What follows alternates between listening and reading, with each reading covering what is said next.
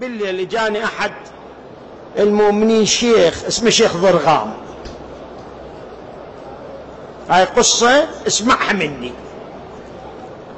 البارحة 4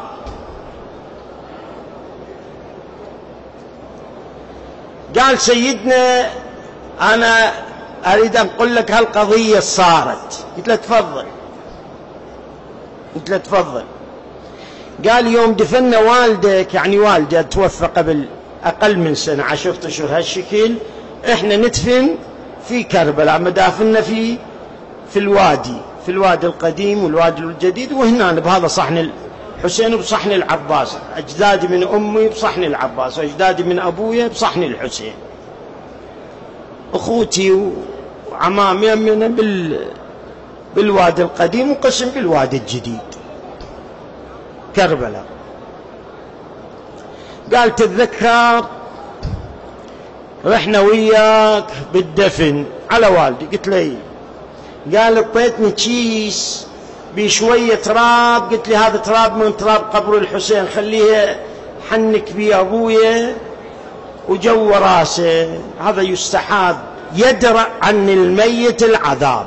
إذا عندك تراب كربلاء هاي من هالمناطق تخليه على الميت يدرأ عنه، يبعد عنه إن شاء الله العذاب. ولو إحنا إن شاء الله إحنا غير حسين ما عندنا وسيلة، متمسكين بسلام الله عليه إن شاء الله، هو شفيعنا في الدنيا وفي الآخرة.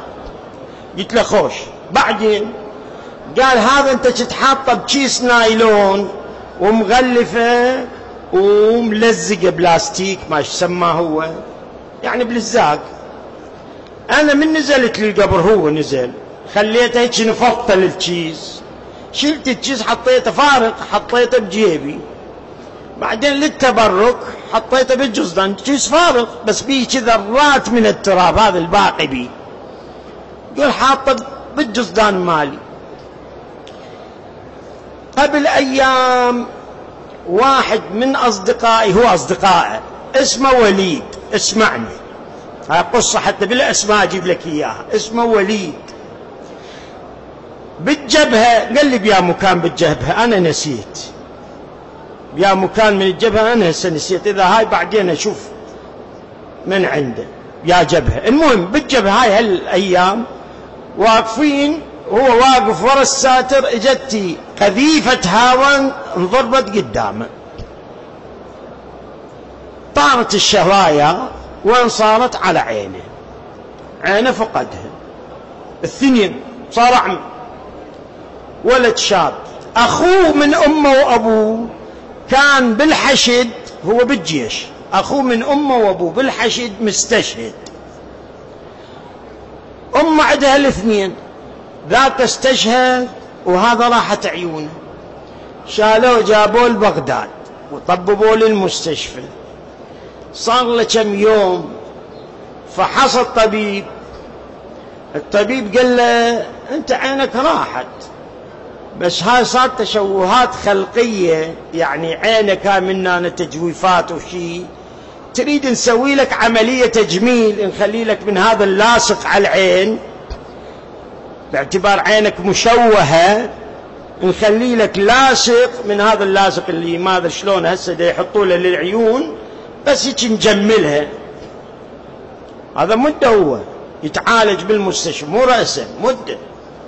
ياسين ما عنده عين ما يشوف. الشيخ يقول أنا رحت يمه يوم الاثنين، يوم الأحد هذا الأحد المضى، على الظاهر الأحد هذا المضى، ظاهر الاثنين عنده عملية قبل. خوت قال له أمه ما أدري منه، قال له يا باشا شو تسوي هاي عملية تجميل، أنت ما تشوف.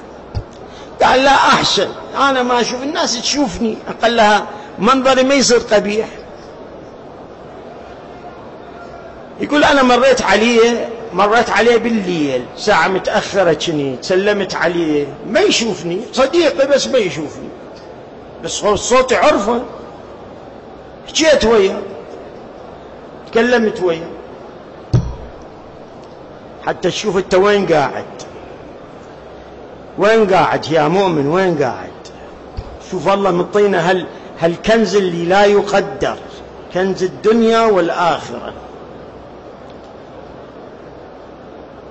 يقول بالأثناء هو كسر خاطري، قال لي العام يمكن أخوي راح استشهد، هالسنة أنا راحت عيني، هاي أمي مسكينة. قام يبكي. يمي قلاص، الشيخ يقول يمي قلاص جبته، خليت مي بهذا الكيس اللي بيه ذرات من تراب قبر الحسين، ذرات، خذته رجعته بالقلاص. قلت له اشرب منه، شرب. أخذت من عند القلاص خليته على قصته، قمت أمسح قصته بيه، نزلت بعض القطرات وين؟ على عينه. قلت له إن شاء الله أنت خلي أملك ورجائك بالحسين، وهذا إن شاء الله بتراب الحسين، إن شاء الله الحسين يشافيك. يقول الشيخ ثاني يوم، طبعا هو اتصل بي نفس اليوم، اتصلوا بي قالوا له صاحبه قام يشوف.